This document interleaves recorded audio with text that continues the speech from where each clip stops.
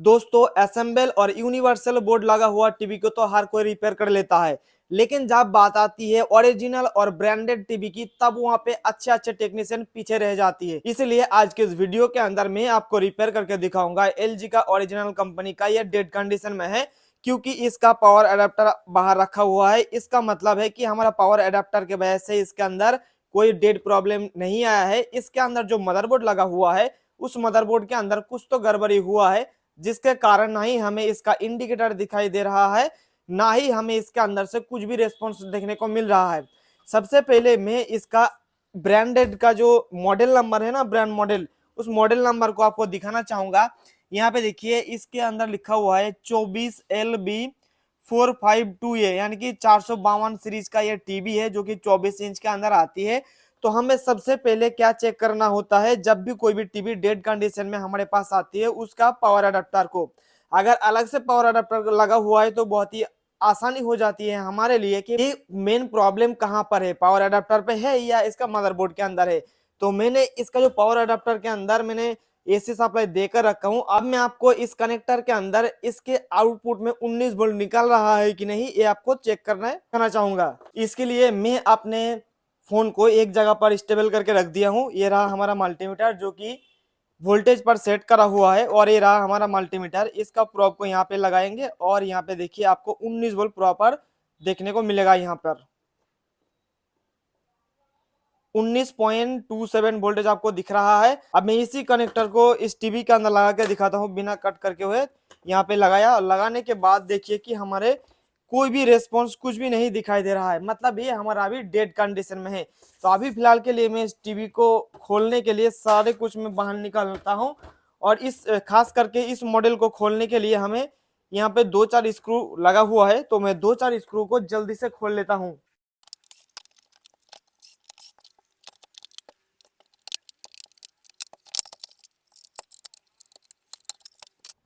ये रहा हमारा टीवी खुल गया है। और टीवी खोलने के बाद देखिए कि यहाँ पे कॉमन जो 24 इंच है टीवी के लिए एलजी टीवी वालों या एलजी कंपनी ने मदरबोर्ड को इस्तेमाल करता है, वही वाला बोर्ड को यहाँ पर भी इस्तेमाल किया है। यहाँ पे आपको एक चीज समझने वाली बात यह है कि अगर इस वाली या इस टाइप के बोर्ड के अंदर आपको डेड कंडीशन में आएंगे कोई भी टीवी, तो इसके पीछे आपका मेन आईसी भी खराब हो सकती है। उसके साथ ही साथ यहाँ पे जो पावर सीक्वेंस के लिए हमारा पावर जो रेगुलेटिंग सेक्शन दिया हुआ है ये भी खराब हो सकती है। तीसरी चीज आपको ये चेक करना पड़ेगा कि आपको कस्टमर के साथ बात करके ये पता लगाना पड़ेगा कि जब ये टीवी डेड कंडीशन में गया था उस समय इस टीवी का कनेक्शन या इनपुट कनेक्शन किस तरीके से दिया हुआ था। क्या वो एवी कनेक्शन करा हुआ था या एचडीएमआई या वीजीए। अगर एचडीएमआई के मदद से वीडियो सिग्नल इसके अंदर इनपुट किया हुआ रहेगा और उसके बाद डेड कंडीशन में आ जाए, इसका मतलब 100% श्योर हो जाना चाहिए कि हमारा मेन आईसी खराब हुआ है। लेकिन ये अभी हमारे पास तो कस्टमर नहीं है, इसलिए हम बात भी नहीं कर पाएंगे कस्टमर से। अब हम फोन भी नहीं करेंगे क्योंकि अब हमें ही चेक करना पड़ेगा इसके अंदर मेन प्रॉब्लम क्या है। इसके लिए मैं ये जो कनेक्टर है इस कनेक्टर को लगाता हूँ, और लगाने के बाद मैं 2-4 वोल्टेज को मैं चेक करूंगा, और 2-4 वोल्टेज को चेक करने के बाद हमें पता लग जाएगा आखिर में इसके अंदर प्रॉब्लम क्या है।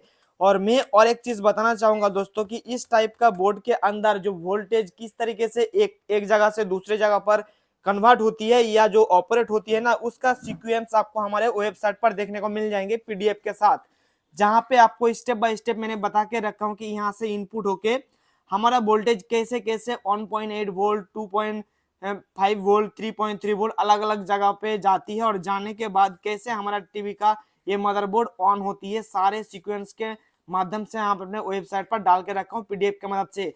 अगर आपको इसके ऊपर डिटेल में वीडियो चाहिए पूरा एक्सप्लेन करके नीचे कमेंट करके बताइएगा, मैं इसके ऊपर भी एक वीडियो बना के आपके सामने लेकर आ जाऊंगा। तो चलिए सबसे पहले मैंने वोल्टेज को चेक कर लेता हूँ। सबसे पहले यहाँ पे एक रेगुलेटर दिया हुआ है, तो रेगुलेटर के अंदर देखिए कि 1.8 वोल्ट बिल्कुल यहाँ पे आ रहे हैं। उसके बाद दूसरा यहाँ पे बायोस आईसी लगा हुआ है, इस बायोस आईसी का 8 नंबर पिन पे चेक करेंगे 3.3 वोल्ट ओके वोल्टेज है, कोई भी प्रॉब्लम नहीं है।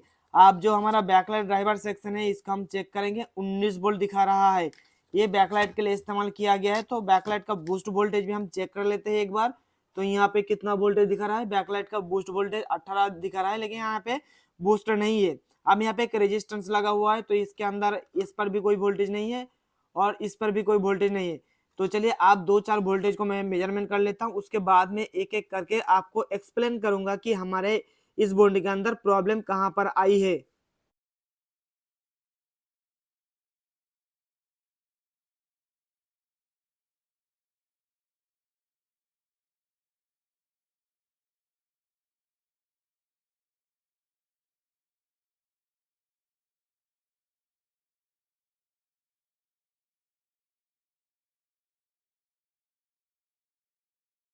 एक तो आपको बाईस आईसी के जस्ट बगल में एक आईसी देखने को मिलेगा, दूसरा आईसी आपको देखने को मिलेगा इस आईसी के थोड़ा से दूरी पर, और उसके आसपास कुछ ट्रांजिस्टर, डायोड और एक कॉइल देखने को मिलेगा। तो हमें अब वोल्टेज मेजरमेंट करना है ये वाली आईसी का। ये वाली आईसी का नंबर है AP717। किसी किसी मदरबोर्ड के अंदर किसी दूसरे नंबर का भी आईसी आपको यहाँ पे देखने को मिलेंगे, लेकिन वो AP717 और उसके बाद दो एक डिजिट आपको देखने को मिलेगा। लेकिन अब यहाँ पे बारी आती है कि यहाँ पे 8 लेग का जो आईसी है ना, इस आईसी के इनपुट आउटपुट इनेबल सिग्नल हमें पहचानना पड़ेगा।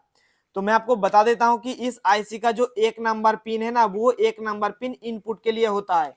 तो मैं यहाँ पे मल्टीमीटर के अंदर देखिएगा, इसका इनपुट पे 3.3 वोल्ट आ रहा है कि नहीं, वो हम चेक करेंगे। यहाँ पे देखिए इस आईसी के इनपुट पर 3.3 वोल्ट बिल्कुल ओके है।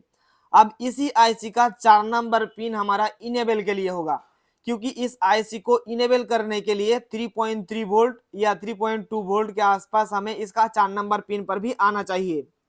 यहाँ पे देखिए 3.28 यानी कि 3.3 वोल्ट यहाँ पर भी बिल्कुल मौजूद है वोल्टेज, यानी कि इस आईसी को काम कराने के लिए जो वोल्टेज और सिग्नल की हमें जरूरत होती है वो दोनों को दोनों यहाँ पे मौजूद है। लेकिन अब हमें ये चेक करना पड़ेगा इसका आउटपुट वोल्टेज, जो कि 1.2 वोल्ट होता है। तो यहाँ पे हम 8 नंबर पिन इसका आउटपुट होता है, 8 यहाँ पे आपको लिखा भी मिलेगा। तो इसका 8 नंबर पिन पे मैं टच करता हूँ, तो यहाँ पे देखिए 1.2 वोल्ट बिल्कुल ओके और प्रॉपर है।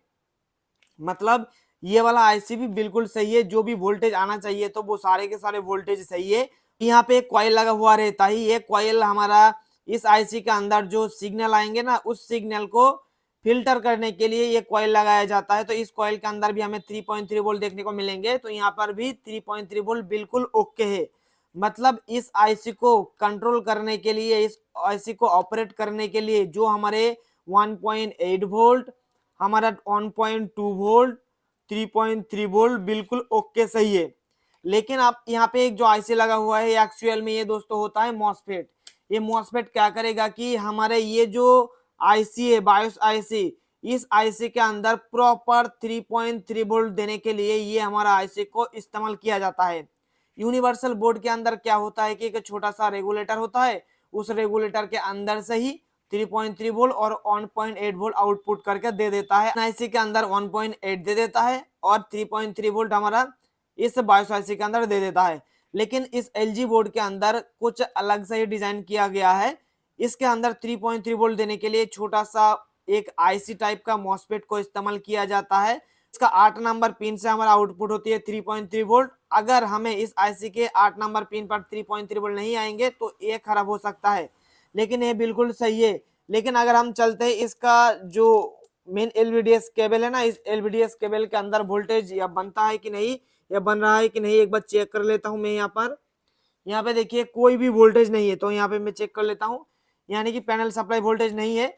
लेकिन इसका जो मेन आईसी है ना, बहुत ही ज्यादा हीट हो रहा है। इतना ज्यादा हीट नहीं होना चाहिए, लेकिन ये बिल्कुल बहुत ही ज्यादा ही हीट हो रहा है। इसका मतलब ये है कि इसके अंदर सारे वोल्टेज मौजूद है, फिर भी हमारा ये टीवी डेड कंडीशन के बाहर नहीं आ रहा है। इसके मतलब 100% हम श्योर हो चुका हूं कि मेन आईसी खराब हो गया है।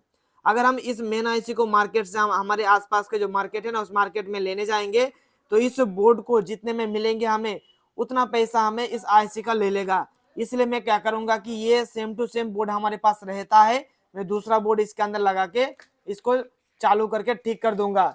तो इस वीडियो के जरिए आपको क्या सीखने को मिला है कि एक ओरिजिनल एलजी टीवी का जो मदरबोर्ड है, उस मदरबोर्ड को कैसे चेक किया जाता है स्टेप बाय स्टेप, वोल्टेज कहाँ पे कितना वोल्टेज मिलना चाहिए। जो कि हमारे पास एक दूसरा टीवी का मदरबोर्ड है, मैं इस मदरबोर्ड के जरिए इस टीवी को मैं चालू करके आपको दिखा रहा हूँ कि हमारा इसके अंदर सारे फंक्शन सही है, सिर्फ इसका मेन आईसी खराब हो चुका है। उससे पहले मैं आप लोगों को दो चीज क्या बताया कि एलजी का मदरबोर्ड के अंदर दो आईसी आपको कॉमन देखने को मिलेगा। वोल्टेज रेगुलेटर मॉसफेट की बात कर रहा हूँ। यहाँ पे हमने एक 717 नंबर का आईसी था, देखिए यहाँ पर भी हमारा 717 नंबर का आईसी था। और क्या बताया कि 717 नंबर का आईसी के आसपास आपको कॉइल देखने को मिलेगा 3.3 वोल्ट का। यहाँ पर भी देखिए 3.3 वोल्ट का कॉइल लगा हुआ है।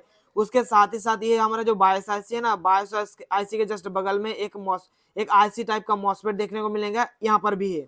मतलब इसका जो कनेक्शन है ना, या जो डिजाइन किया जाता है बिल्कुल सेम टू सेम है, लेकिन इसका जो कनेक्टर है, इसका बैकलाइट सेंसर और इसका जो इनपुट आउटपुट का जो और जो आरएफ का जो सिग्नल का कनेक्शन होता है ना, जस्ट इसी को ही चेंज करते हैं, लेकिन इसका बिल्कुल प्रॉपर इसका कनेक्शन सब कुछ होता है। चलिए इस टीवी को चालू करके देखने के लिए इसका पैनल वगैरह ठीक ठाक है कि नहीं। बैकलाइट कनेक्टर को खोल के मैं यहाँ पे लगा दिया हूँ और इसके एलवीडीएस कनेक्टर को खोल के मैं यहाँ पे लगा दिया हूँ। और मतलब ये हमारा कनेक्शन हो चुका है, क्योंकि सारे जो एलजी का 24 इंच का मदरबोर्ड होता है उसके अंदर सारे के सारे 24 इंच से पैनल के अंदर 12 वोल्ट का पैनल लगा होता है, इसलिए हमें वोल्टेज का भी कोई भी जरूरत नहीं है या मापने की। तो हम इसके अंदर अब 19 वोल्ट इनपुट कर देते हैं और 19 वोल्ट इनपुट करने के बाद हम देखते हैं कि हमारा टीवी चालू होता है कि नहीं। आपको यकीन हो जाएगा। उससे पहले मैं थोड़ा सा यहाँ पे कुछ दे देता हूँ ताकि ये शॉर्ट ना हो जाए, इसके बाद हमारा ये वाला भी बोर्ड ना खराब हो जाए, इसलिए। चलिए अब मैं इसको उल्टा करता हूँ और उल्टा करने के बाद आपको पता चल जाएगा। यहाँ पे देखिए नो सिग्नल आ चुका है, मतलब ये जो हमारा टीवी अभी डेड कंडीशन में था, हमने दूसरा बोर्ड लगाया, ये चालू हो गया। और इसके अंदर जो खराब हुआ है वो क्या खराब हुआ है कि मेन आईसी। अगर मेन आईसी मार्केट से लेने जाओगे, हम कोलकाता के चांदनी मार्केट से भी सामान लेता हूँ ना, तो भी एक आईसी का जो कीमत है हमारे पास बहुत ही ज्यादा डिमांड करता है, क्योंकि आईसी ज्यादा मतलब अवेलेबल नहीं होता है। इसलिए क्या करता हूँ कि हमारे पास इस टाइप का जो खराब डिस्प्ले होता है टीवी का, तो उस खराब डिस्प्ले का टीवी का मदरबोर्ड को खोल लेता हूँ, मार्केट से मिल जाती है, उसके बाद टीवी के अंदर लगा के मैं दे देता हूँ। अगर आप में से किसी को भी इस टाइप का पुराना टीवी से खुला हुआ वर्किंग कंडीशन का बोर्ड चाहिए, तो आप हमारे वेबसाइट से ले सकते हो deepelectronicslab.com। वहां से लेके आपने जो मॉडल नंबर है ना, मॉडल नंबर के हिसाब से भी आप ले सकते हो। देखिए ये वाला जो मदरबोर्ड है ना, ये मदरबोर्ड बिल्कुल सही है। तो इस मदरबोर्ड को मैं खोलता हूँ और खोलने के बाद हमारे पास एलजी का ही और एक मदरबोर्ड है, इसको भी मैं चालू करके आपको दिखा देता हूँ, क्योंकि इसका 24 इंच 28 इंच के अंदर ही सारे होते हैं और इसका जो पैनल सप्लाई वोल्टेज 12 वोल्ट होता है, इसलिए हमें कोई दिक्कत नहीं है। अब इसका बैकलाइट को चला देता हूँ, लेकिन इसका बैकलाइट कनेक्टर थोड़ा सा अलग है, तो इसलिए हम इसको चेक नहीं कर पाएंगे अभी, लेकिन फिलहाल के लिए ये वाला बिल्कुल सही है। अगर आप में से किसी को भी एकदम सोनी सैमसंग एलजी या यूनिवर्सल ओरिजिनल बोर्ड चाहिए, व्यू हो 4K बोर्ड हो, सारे के सारे हमारे वेबसाइट पर मिल जाएंगे। अगर आपको हमारे वेबसाइट से आपने मॉडल नंबर के हिसाब से बोर्ड नहीं मिल रहा है, तो आप हमें मेल करिए और मेल करने के बाद आपको जो भी बोर्ड चाहिए वो आपके लिए हम प्रोवाइड करा देंगे या अवेलेबल करा देंगे। तो मुझे उम्मीद है कि दोस्तों आपको इस वीडियो के अंदर 3 पॉइंट ऐसा सीखने को मिला है जो कि मैंने आज तक किसी भी वीडियो के अंदर नहीं बताया था। सिर्फ आपको मैंने क्या बताया था कि सारे के जो वोल्टेज आपको मेजरमेंट करके दिखा दिया था, लेकिन आपको ये नहीं बताया था कि ये आईसी किस लिए लगाया गया है, ये आईसी किस लिए लगाया गया है। अगले वीडियो में मैं आप लोगों को क्या बताऊंगा दोस्तों कि जो लोग नया नया इलेक्ट्रॉनिक्स रिपेयरिंग फील्ड में आ रहे हैं, खास करके टीवी रिपेयरिंग फील्ड में, तो उसके लिए हर एक बोर्ड का, हर एक ब्रांडेड बोर्ड के अंदर वोल्टेज किस तरीके से सारे बोर्ड के अंदर सर्कुलेशन होता है ना, उसका सर्किट डायग्राम आपको बना के दिखाऊंगा। और आईसी के अंदर के जो 1 नंबर पिन किस लिए काम होता है, 2 नंबर पिन किस लिए काम आता है, हमें कौन सा पिन को मेजरमेंट करना है, सारे चीज आपको एक एक करके विस्तार से बताऊंगा। तो अगर आपने हमारे चैनल को सब्सक्राइब नहीं किया है तो चैनल को सब्सक्राइब करके जुड़े रहिए इसी प्रकार के वीडियोस को आगे आने वाले दिनों में देखने के लिए। और अगर आपके मन में किसी भी चीज को लेकर कोई भी सवाल या सुझाव है तो नीचे कमेंट करके बताइएगा। आपके कमेंट का रिप्लाई बहुत ही जल्द किया जाएगा, और हो सके तो आपके कमेंट के ऊपर एक वीडियो भी बना दिया जाएगा। आज की इस वीडियो में इतना ही दोस्तों, हम फिर मिलते हैं नेक्स्ट वीडियो में, तब तक के लिए wish you all the best.